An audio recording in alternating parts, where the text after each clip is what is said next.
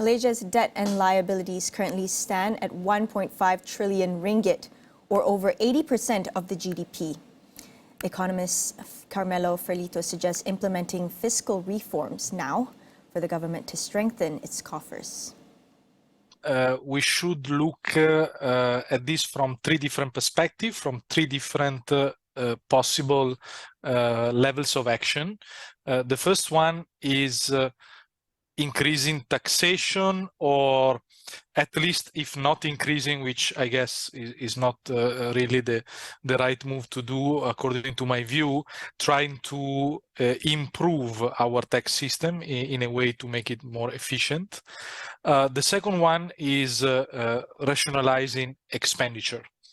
And these two levels are levels for a short-term action. So something that can be thought, design and implement quickly with the right political will and the right reform strategy. Then something that looks more at the long term is, in general, a strategy that tries to promote economic growth in the country.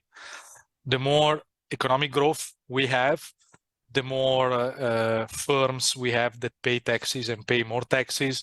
We further increase employment, and also we create well-paid jobs. So it means jobs that also pay more taxes. So these are some level of actions. Also, in terms of trade, I think that strategies can be implemented to curb illicit trade. Think about all the tobacco trade. Malaysia is the countries with the highest penetration of illicit cigarettes in the world. So the regulation is as such that promote the circulation of illegal product and therefore deprive the government from fiscal revenues. Carmelo also calls for timely changes to the country's tax system. Malaysia has a huge problem with the tax basis. It's too narrow, means too a few people pay taxes in the country, and too few companies pay taxes in the country. This is something that needs to be addressed by reforming collection capacity, so enforcement capacity. This is something we absolutely need to look at.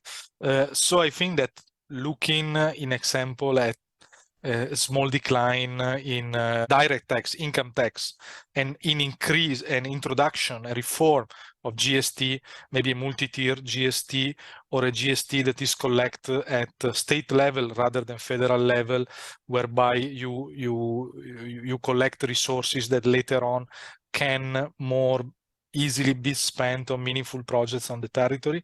I think these are things that we should look into. We can't avoid that in the long term. The tax system, the fiscal system in Malaysia is too fragile, in particular on the enforcement